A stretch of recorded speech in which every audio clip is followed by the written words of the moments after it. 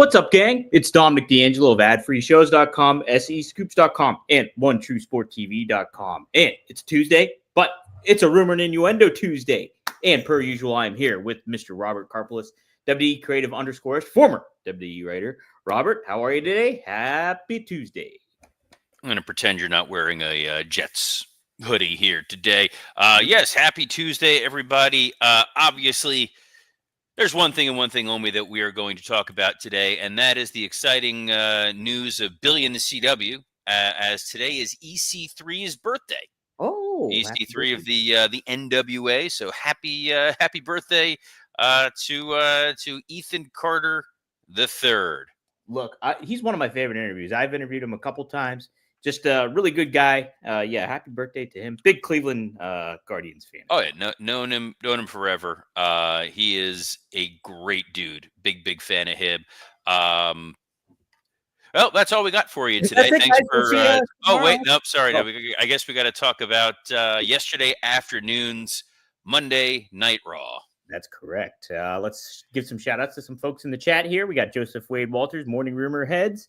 Then we got Dre Owens, Good Morning Rumorites. Afternoon Raw may be my new favorite thing. Insert Blue Chew read. Ooh, interesting. Afternoon Delight, if you will. Eric Marone says, need a wellness check on that 10-year-old that John Cena called out in the middle of that promo. Yeah, that was a rough moment there for little Gunther. It was a little good there. Augustus Gloop right there. Willie Thornbrew, thank you, John Cena. Best heel turn since Hogan. Interesting. Alt Jake takes on the Cena Nation is burnt to a crisp after last night. Roasted, toasted, and burnt to a crisp. It. And hello to Johnny Disco. All right, Robert. Let's not waste any more time. We got John Cena. Oh, go ahead. So here's the thing. Mm-hmm. No, we're not wasting time. I watched Raw live. Just as predicted, they were going to open with the Cena thing. I watched the entire one-on-one interview, and I'm like, you know what? I'm gonna process this. I'm gonna enjoy this on my own. After it was over, I texted the group and was surprised to receive a different response from you and Mike than I got from every wrestler that I spoke to, active talent in both WWE and AEW and in TNA, wrestling producers, wrestling commentators, sports commentators, comedians. I've got feedback from, I want to say, roughly 30 to 35 people who were all on the exact same page as me. And this was one of the best delivered, most transcendent, most memorable moments in the history of professional wrestling. And you and Mike did not like this. I muted it because it was like, there was like 30. I'm like, I don't know. I'm genuinely questioning what you thought of that segment. Sure. Now, I won't say I didn't like it, or that'd be too harsh, I would say. But I said if I had hair, it didn't blow it back. I thought it was very paint by numbers when it comes to, hey, screw you fans. Whereas the setup with it gave me different expectations of, him aligning with The Rock, deciding to make this move. And yeah, a brand new John Cena. I just thought, now some of the content that he did say in there when it regards to like the fans and like spinning it differently for the fans that cheer him, Let's Go Cena fans, the kids in the shirts, everything like that. I thought that was pretty clever. I did think the aspect of him saying that I'm not, even though I didn't like it, I think he should do a completely look change. But I do understand the reasoning he had behind it, and I thought that was clever. However, it did not feel, it felt like a babyface John Cena trying to play a heel. And just kind of what we got. It just didn't resonate that well with me. I did watch it a second time. And, I took a little bit more context into it. But yeah, I mean, as far as it going to be like, wow, he like really handled everything and just amazing. I'm still not really necessarily in that camp, I don't think, Robert, but perhaps you can convince me otherwise. I had said yesterday on the show that I was a little concerned as to how that crowd in Belgium was going to respond to John Cena. They were white hot for everything that there was on Raw. So I thought there was a possibility they were going to cheer John Cena. The Mhm. boos that John got were remarkable. It reminded me of that episode of Raw when Roman Reigns beat The Undertaker and he came out to the ring and then the crowd just did not stop. They understood the assignment. John understood the assignment and he built and built and built that tension. I thought the promo was masterful because it was not. Wrestling Old Head has a comment here that I completely agree with, which said Cena killed the cool heel effectively, in my opinion. If he would have come out different, the crowd would have loved it. Possibly, there was nothing cool about that John Cena heel promo. When Hogan turned heel and joined the NWO, it was about we're the coolest guys in the room and we're better than everybody else that's there. This was as close to a worked shoot without being a real worked shoot as you were going to get from John Cena. This is a man who came out there within the world of kayfabe, within the character of John Cena, and said, "Look, when I came here 25 years ago, when I was the prototype, when I was working in OVW and fighting my way up, and legitimately almost got fired from this company, nobody liked me. Nobody gave me the time of day, and I realized the only way I was going to be successful was if I kept winning." And that wasn't enough for the fans. And then I had to go out there and be this cartoon character. And that wasn't enough for the fans. And then I went out there and I had to sell t-shirts. And that wasn't enough for the fans. That no matter what I did, no matter what I said, no matter how I acted, you people bullied me. You people booed me. You people never truly supported me. And even those people that think that they support me, that wear my merchandise and hold up my signs and chant, "Let's go Cena," you're all full of crap too. And you're all self serving and you're all in this for your own agenda. And I want nothing to do with any of it. And there was a real palpable anger to that man that was talking in that ring, that it felt authentic. It felt believable. We know that that's not really how John Cena thinks and operates in 2025, but Sure. we would be lying to ourselves if we said there was not a kernel of truth to everything that he said when he was in there. That when he was the white meat babyface, when he was the Hogan of his era or the Austin of his era, he was not treated with the kind of respect that he truly deserved from the audience. And that does eat at you. He worked very, very hard. He kept himself in peak physical condition. He improved in the ring. He delivered great promos. He did all the media, all the press, all the make-a-wishes, all that. And it didn't matter. The audience just still wanted to boo him. And he still had to go out there and put on a smile and be happy. And it does get to you after a while, no matter who you are.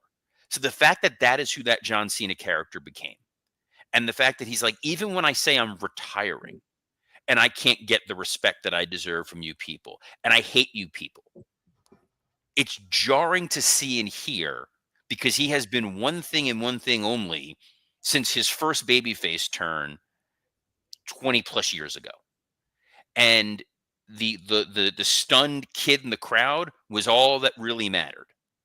When Cody came out, the pop that Cody Rhodes got, the chant that they got for Cody before, that interrupting John Cena to chant, "We want Cody," Yeah. that is why wrestling is incredible. That was the moment, because all of a sudden, this stopped being about John Cena as a heel. And instead, it became, we want to see Cody Rhodes beat the hell out of John Cena. That's where your money is. That's where your meal ticket is. That's your WrestleMania main event. If John Cena went out there and was the cool heel, or if John Cena explained everything that he meant to do, you have nowhere to go. But this was the John Cena, what felt like the real man unleashing on this audience of, you've put me through hell for 20 plus years, and I'm just supposed to continue to go out here and smile even as my career is over. To hell with you all.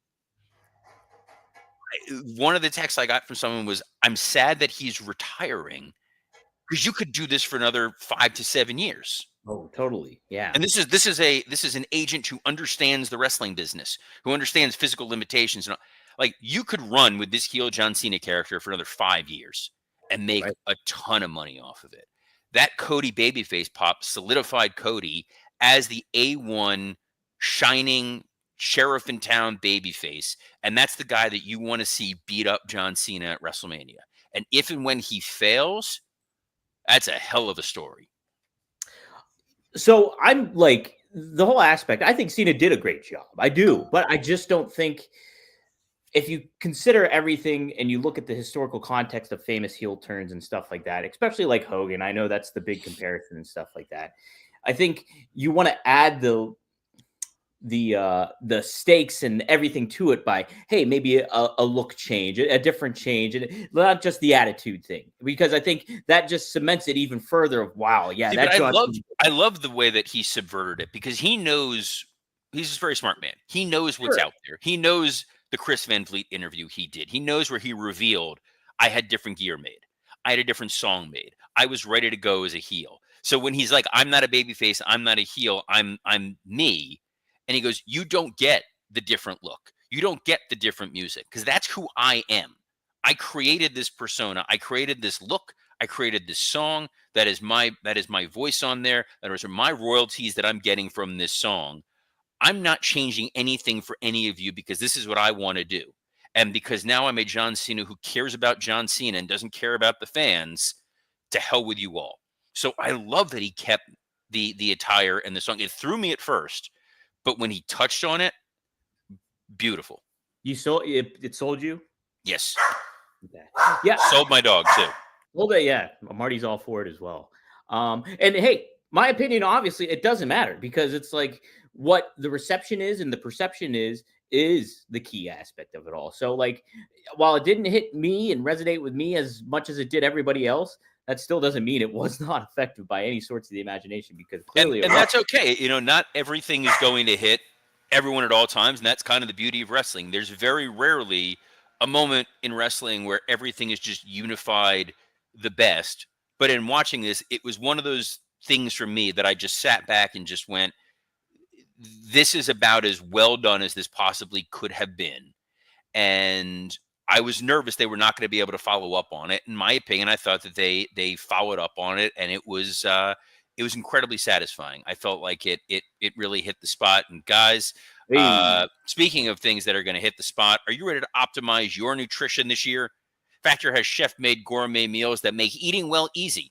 Dietitian approved and ready to heat and eat in just 2 minutes, so you can fuel right and feel great no matter what life throws at you, no matter what John Cena heel turn comes your way.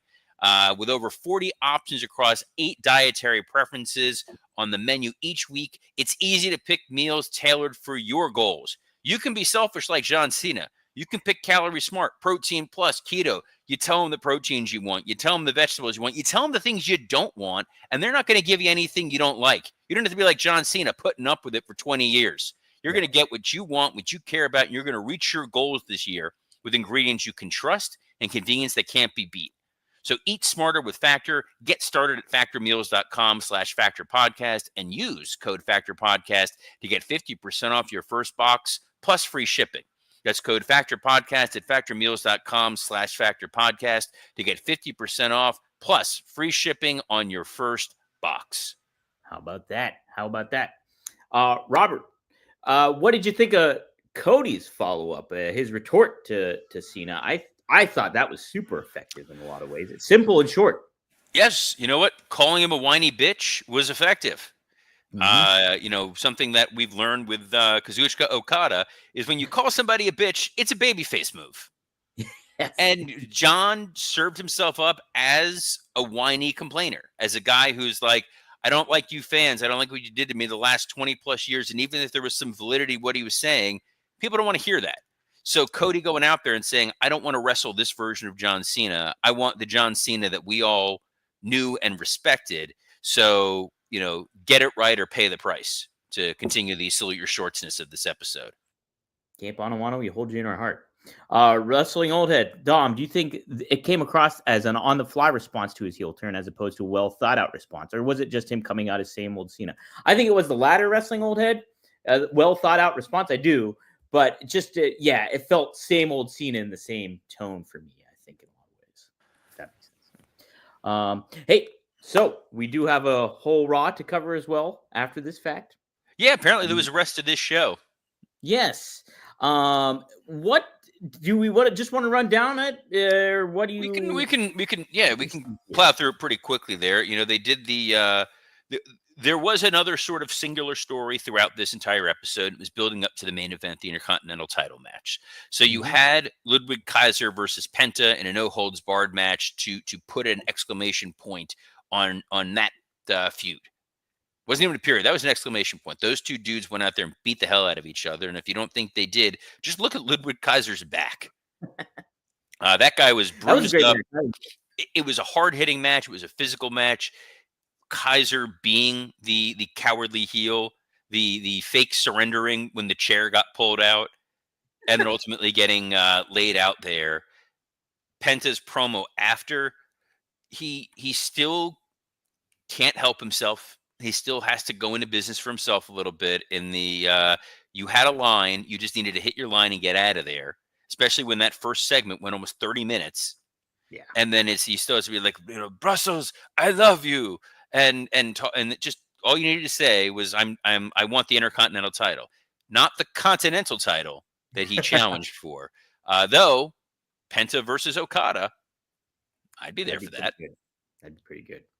Was this Penta's best match in WWE so far, Robert? Say it probably was. You know, he's a dude who works well when you have a little bit of the weapons involved. He reminds me of a certain co-host of yours who's known for his hardcore penchant. But enough about Greg Gagne.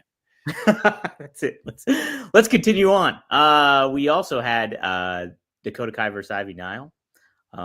We didn't cover it too much yesterday. Is there more to cover today, Robert? Crowd was white hot. This crowd, they were like when they were going nuts for a Dakota Kai Ivy Nile match. You're like, oh, look, I could get used to Raw every week at 3:00 in the afternoon, broadcast live from Belgium. Right. I'm okay with this. I like that when the crowd is into it, it makes the match more compelling than when they're just silent. And I think that the women felt that the interaction with the LWO being in there made a lot of sense. It furthered some storylines. It was good. Yeah, yeah. I also thought the contract signing was pretty good as well. But what did you think, Robert?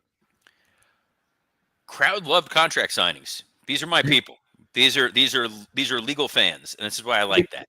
They're there for the law. And when Rhea came out, I joked that she clearly just must be a notary. Yeah, the fact that they were so into this entire segment, Io Sky felt like a true babyface. They already know, hey, we're booing Bianca. Bianca's already kind of the heel, even though she's not the heel, which is helping WWE immensely. But Mm-hmm. it didn't feel like, oh, I don't want to see Bianca Belair versus Io Sky. We want Bianca and Rhea. No, that crowd made it feel like we want Io Sky involved in this match somehow. And all due respect to Rhea Ripley, and I don't know Belgian law all that well. Mm-hmm. I do have a colleague who's in Brussels, and I could ask her. Oh, Who, ironically enough, her name is also Julia, spelt like the NXT Julia. But wow. she would be confused if I messaged her about this. But if you just sign a contract that you're not a party to, that does not make you a party to that contract. No. No, there's a clause at the top, but that's neither hide nor hair. I guess this is a way. Yeah, let's turn this into a triple threat. The real star of that segment was the table that chose to not sell for that power bomb. Not whatsoever. Not whatsoever. I think the follow up to Robert later on backstage was very, very effective. Bianca just coming in and like it seemed like she slugged Rhea like at that thing, and I'm like, all right, I'm getting into this a little bit more. Like I'm not a fan of triple threats and stuff like that, but they're getting the ball rolling with this, and I'm all for the ride now. Jey Uso squashed Austin Theory in a singles match. I think very effective in a very effective manner. What do you think, Robert? This felt like a byproduct of the opening segment going as long as it did. Mm-hmm. That's probably where this was a cushion match for them that they could really adjust as needed.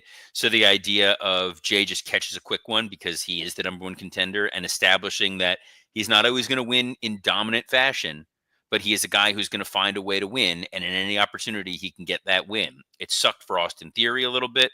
It did get a little bit of backlash online with some people who were not happy with what they saw. But if the idea is Jay can't overcome Gunther unless he catches a quick one, and then catches a quick one in Austin Theory, it just kind of reaffirmed anything can happen in the WWF. The guy who said that was front row at the Heat Knicks game. Oh yes. Yes, that was bizarre to see that Vince McMahon was. The light just changed when I mentioned his name. That was eerie. Yeah, Vince was at a basketball game. Green, nonetheless. Everything about this was genuinely baffling. Like Tracy Morgan getting sick and Growing then having up, to stop the game. I'm guessing was just Vince rebooking the Papa Shango angle. I think that was. I should check and make sure Tracy's okay because I love Tracy Morgan. But like, LWO American Made. I love this match. Fun, very fun match. American Made. Those guys are figuring it out. Oh hell yeah, they are. And I'm choosing to assume that the crowd was booing them because they're heels and not because they were wearing the American flag. Yeah, absolutely. And Gable, Gable makes everything work. Doesn't he? It is insane. So you give that dude Shorty G, he's going to try his best to make this thing work. You give him Otis, he's going to make that thing work as a killer heel duo. He took Otis, the dude who was just doing jiggly worms, and made him into a monster. Absolutely. Monster. And now he's going to make this work. It's really good stuff. Hey, hats off to Corey Graves, too. I think he's just very underrated as a commentator. And, you know, people are aware of him, but just going down to NXT and everything like that, I thought he did a really nice job filling in with Pat McAfee and balancing things out, I think, in a lot of ways. So Graves is wonderful. And if it wasn't for that one tweet where he now is trying, I was trying to just drum up business. I don't know about that one. But he's a great commentator. He knows how to do his job well. He plays off Cole beautifully. He understands the storylines. He understands how to highlight and accentuate those things. Loved it. Loved getting to see him there. Loved that McAfee kept tweeting during Raw from his set that he was clearly watching Raw. And one of the things he watched was one of the more bizarre Seth Rollins promos of all time. I can agree with that. This was hey, I like the fact that he was a little dressed down for Seth Rollins, but couldn't fit that other suit into his bag. Right? What the heck? His oven mitt get up. But yeah, Robert, this was like, I don't know. What did you feel about this one? So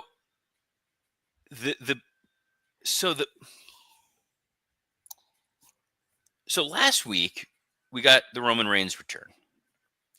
And it was clear Punk wasn't going to be there and Roman wasn't going to be there. So Seth comes out there to say, Roman's not here and Punk's not here, but I'm here to tell you that they're going to be on SmackDown. And that's where I'm going to be. But I'm not talking about it, but that's where I'm going to be. But you guys have been a great crowd. This felt like going to, if you've ever been to a taping of a TV show. Yeah. During like breaks, they will send an actor out there to kind of just pump up the crowd because they know it's long and they're getting tired. Even when I went and saw Saturday Night Live, like they did that. They just in between commercial breaks, it's like Kenan Thompson comes out. It's like, hey, you guys are doing great. We love your energy. We love what you're doing. Keep it up. That's what they let Seth do on live television. Basically, right? He added nothing to this. Someone who added a lot to this show was Karrion Kross and his luscious hair. Yes, he's very much pulling the strings of people. Dominic Mysterio, AJ Styles, he's all over the grid here, and he's a manipulator, that guy. But I love that he's bad at it, which makes it more fun. Like, he's the worst master manipulator. It's a goofy character. I've been joking he's literally turning into What About Bob? And I'm kind of here for, like, there's no way Logan Paul is flying over there. So, yeah, let him just do this. Shout out to Carlito for dropping one of my favorite lines. I've tweeted it thousands of times over the years, but him calling out Dominic Mysterio and be like, bro, do you even watch the show? Is so good. Big, yeah. We know the only character who watches WWE programming is Kevin Owens. That is his entire gimmick, is guy who watches WWE programming. I'm begging you to watch the show. begging you to. We used to do this all the time to talent when they would ask us stuff, and we're like, just watch the. Like, you're here. Watch the show. It's on the monitors. We'll tell you what's going on. Pay a modicum of attention. Braun Breaker and Finn Balor. Mm-hmm. Fun main event. Finn was out there to show everyone that Braun Breaker can be a main event talent when given the opportunity. It was a great Intercontinental title match. The miscommunication finish with Finn landing on his Fergal Devitt and then getting laid out and then tweeting out after the snake emoji for Dom as we guys, Judgment Day is fine. It's They're fine. fine, but it could be a little more fine. Yes, We'll see where that ends up, and we'll see what else happens on the road to WrestleMania. I know tonight is don't do that. That's weird. I know tonight is NXT, and NXT's been cooking of late, so maybe there'll be some news and notes there. But Dom, there are some other shows that you may be discussing some news and notes. Oh, absolutely. There's some news and notes being taken by the Dirt Sheets with the latest one of a kind with RVD, as the Sandman was our special guest. And holy smokes, one of our best episodes to date. Love Sandman. Great story. Such a nice, unassuming guy for as important as he is to the wrestling world. And he's literally just a dude. Oh my God. Even before Rob got on, we were talking about Philly in the areas, and he was like, dude, you got to go to Manayunk. Like, me and him talked about Manayunk outside of Philadelphia. And it's just like such a great guy. Lots of fun stories. Check it out. It's up on RVD. Did you smoke cigarettes during the interview? No, he wasn't. It's not. Rob was smoking, though. Rob was smoking, obviously. Yeah, but what was Rob smoking? Oh, you know. Hey, also today, 4 p.m. Eastern Standard Time, you can check out me, Greg Gagne, Magnum TA. We will be talking about that John Cena heel promo and get their reactions from it as well. So tune in, 4horsemanetwork.com. Check it out right now. And one more thing, SEScoops.com. You can go there and look at my Glengarry Glen Ross review that I gave. Full review and how I tied into pro wrestling. So take a look at that when you get the chance. Robert, I'm ready for a working stiff with you and Scott, though. Yes. So Scott Chapman and we'll be recording our Patreon actually in a couple hours today. So that'll be a lot of fun. We'll talking all the things going on with the John Cena heel promo and touching on other stuff within the wrestling world. And then we'll be back for our main flagship show this Thursday. You can catch that anywhere you listen to podcasts, with the same place you can get the audio version of Rumor and Innuendo on iTunes, Spotify, and the like. But you can also see us on a plethora of platforms live every Monday through Friday at noon Eastern, including the WWE Creative _ish X account, the @Dominic D'Angelo X account, the @SE Scoops X account, and on 3 separate YouTube channels on ad-free shows, Rumor and Innuendo, and Working Stiff. We appreciate you guys tuning in. Appreciate those folks that take the time to give us 5-star reviews across the board. Helps the algorithm, helps the show grow. We love being here each and every day. So on behalf of the only jet that matters, Dominic D'Angelo, I'm Robert Karpolis. Best of luck in your future endeavors. A giraffe's tongue is black.